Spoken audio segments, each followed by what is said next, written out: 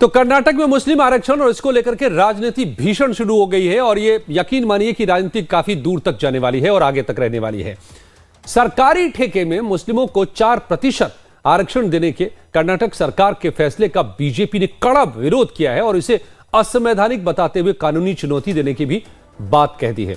जहां एक तरफ कर्नाटक विधानसभा में बीजेपी विधायकों ने जमकर बवाल काटा, वहीं दिल्ली में भी बीजेपी ने आज प्रेस कॉन्फ्रेंस कर कर्नाटक की कांग्रेस सरकार के साथ ही राहुल गांधी को निशाने पर लिया और मुस्लिम तुष्टीकरण की राजनीति करने का आरोप लगाते हुए बीजेपी सांसद और प्रवक्ता संबित पात्रा ने किस अंदाज में हमला किया, जरा इसे सुनते चलिए। जहां पनाह बनने का ख्वाब पाले, अरमान पाले, मुस्लिम तफक्कुद की राह पर है सहजादा, कुर्सी की आसनाई में अंधे हुए हैं इस कदर, कुर्सी की आसनाई में अंधे हुए हैं इस कदर कि दिन रात मुस्लिमे इश्क में गिरफ्तार है सहजादा। यही नहीं रुके संबित पात्रा। बीजेपी प्रवक्ता और सांसद संबित पात्रा ने कर्नाटक में सरकारी ठेकों में मुस्लिमों को 4% आरक्षण देने पर सवाल उठाया और कहा कि कर्नाटक में सरकारी ठेकों में जो 4% ठेके मुसलमानों को दिए जाएंगे वो असल में अन्य पिछड़ा वर्ग के आरक्षण की सेंधमारी कर कर्नाटक सरकार ने राहुल गांधी के कहने पर मुसलमानों को दे दिया है। सुनिए। यह कैटेगरी 2B ओबीसी आरक्षण के अंतर्गत दिया गया है। जो पिछड़ा वर्ग होता है, ओबीसी होता है, उस ओबीसी कैटेगरी 2B में से 4% दिया गया है। इसका अर्थ है कि ओबीसी बंधुओं के अधिकार को मार करके, उसमें सेंधमारी करके जो ओबीसी को मिलना चाहिए उसे काट करके कर्नाटक की सिद्धरमैया सरकार ने राहुल गांधी जी के कहने पर मुसलमानों को दिया है। तो कर्नाटक के मुद्दे पर ये प्रेस कॉन्फ्रेंस दिल्ली में थी तो निशाने पर राहुल गांधी भी थे और निशाने पर लेते हुए राहुल गांधी को लेकर के राजनीतिक रूप से उन्हें अनफिट भी संबित पात्रा ने कहा कि अन्य पिछड़ा वर्ग, एससी और एसटी वर्ग के लोगों को अब कर्नाटक सरकार के फैसले के खिलाफ एकजुट होना चाहिए। सुनिए। हमने तुष्टीकरण सदैव देखा है कि कांग्रेस पार्टी और ये कांग्रेस पार्टी के जो घटक दल है, इनकी राजनीति परिवारवाद, तुष्टीकरण के आधार पर और जातिवाद के आधार पर चलती है। मगर जो कर्नाटक में आज सिद्धरमैया सरकार ने किया है वो तुष्टीकरण की पराकाष्ठा है और इसलिए यह कहना अतिशयोक्ति नहीं होगा कि Rahul is unfit for a sound political decision. Sambit Patra ने अपने प्रेस कॉन्फ्रेंस में इसको पॉलिटिकल जिहाद भी करार दिया। इस कानून को कॉन्ट्रैक्ट जिहाद कहा। पात्रा ने कहा कि पंडित जवाहरलाल नेहरू के देश के प्रधानमंत्री बनने की महत्वाकांक्षा के चलते इस देश के 2 टुकड़े हुए। अब उसी राह पर चलते हुए राहुल गांधी ने ये 4% आरक्षण दिया है। यह कहना अतिशयोक्ति नहीं होगी कि यह भविष्य में 100% भी हो सकता है। सुनिए। ये एक तरह से जिहाद की राजनीति है। आप देखिए, पहले लैंड जिहाद, वक्फ बोर्ड को जमीन देकर जिस प्रकार से गांव के गांव हड़पे गए, ये जमीन की जिहाद है, लैंड जिहाद। और आज हम जो देख रहे हैं वो कॉन्ट्रैक्ट जिहाद है, जिसमें 4% कॉन्ट्रैक्ट अब मुसलमान कॉन्ट्रैक्टरों को दिया जाएगा। विनोद बंसल साहब, तो ये पॉलिटिकल जिहाद है, देश को टुकड़े करने की कोशिश है, बहुत दूर तक नहीं चलेगा क्या संबित पात्रा जी?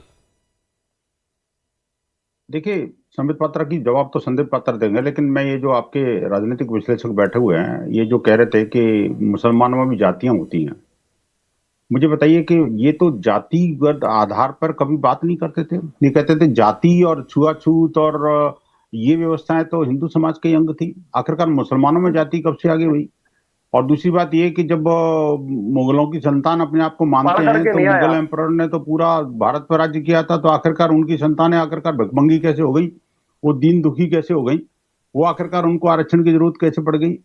बात ये नहीं है अजय जी, बात ये है कि देखिए कि ये जो इकोनॉमिक जिहाद या कॉन्ट्रैक्ट जिहाद, आप जो कुछ भी कहो उसको, लेकिन वास्तविकता ये है कि ये जो 2 करोड़ की कॉन्ट्रैक्ट के लिए 4% के आरक्षण के माध्यम से मैं चैलेंज करके कहता हूं, ये सब जमीयत का एक सुनियोजित षड्यंत्र है।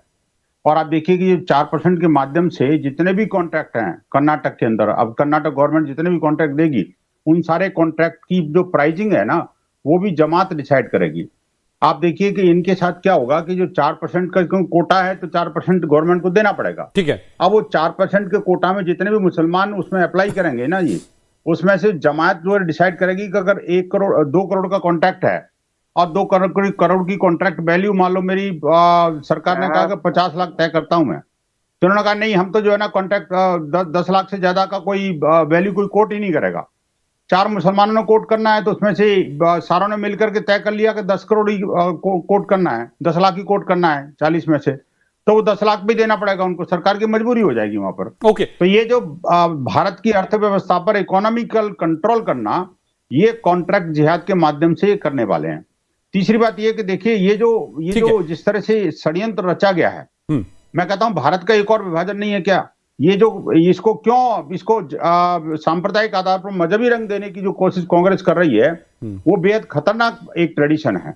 इसमें जो है ना, ये जो फाइनेंशियल जो लाभ, एक और बात भी इन्होंने कही कि भाई जो पिछड़े वर्ग में से दिया जा रहा है, ये कह रहे हैं पिछड़ा है मुसलमान। अरे भाई पिछड़ा है तो उसकी डेफिनेशन क्या है? सरकार ने क्या कोई अध्ययन किया है कि इस बारे में कि भाई कौन मुसलमान पिछड़ा है, कौन अगड़ा है?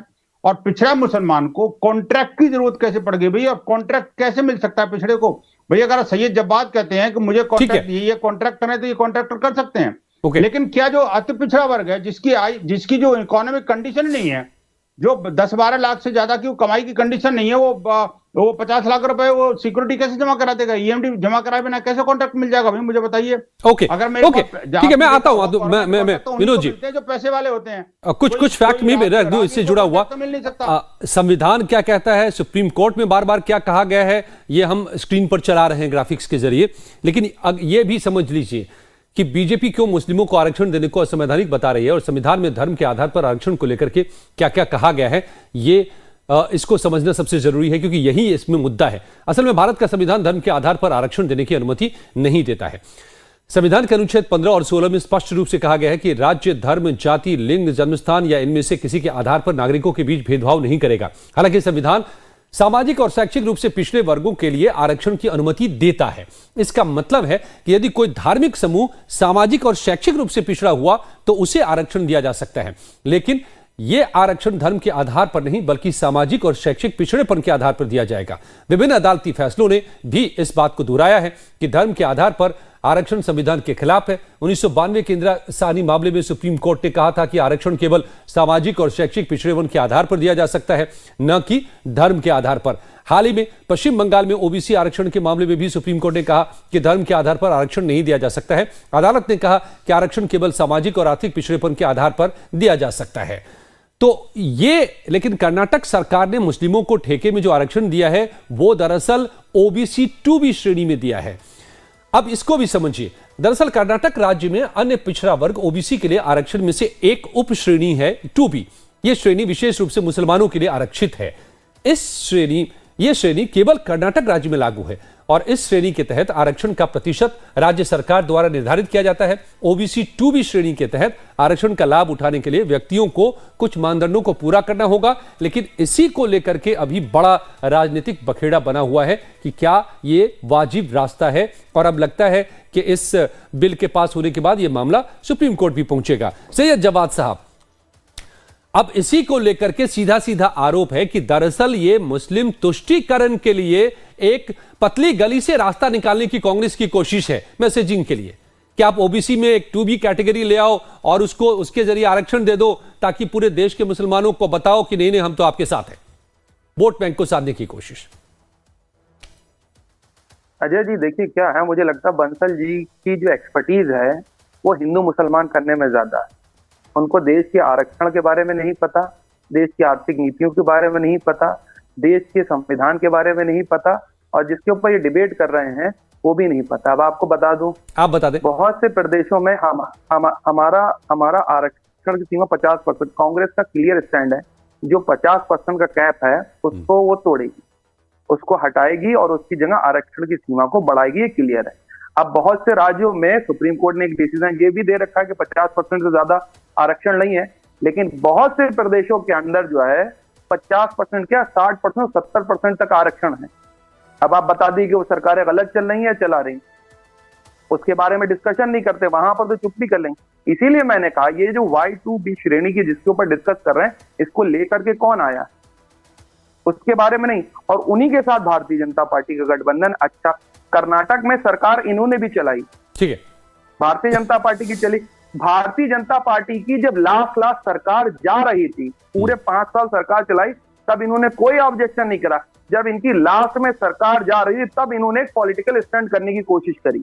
चलिए इतना ही वक्त था। जवाब जवाब साहब, पार्टी की सरकार चली गई जी, तो क्या इस पर राजनीति अब आप समझ पा रहे होंगे कि ये मामला कहां पर जाकर टकरा रहा है, कौन सी इसमें राजनीति कितनी है और कितनी मुस्लिम की भलाई के लिए यह कदम उठाया गया है। इस सब को लेकर के जो अभी भीषण राजनीति चल रही है, ये आगे भी जारी रहने वाली है और हम भी उनकी भी तस्वीरें आपको दिखाएंगे। लेकिन इस वक्त बहुत बहुत धन्यवाद सैयद साहब आपका, विनोद बंसल जी।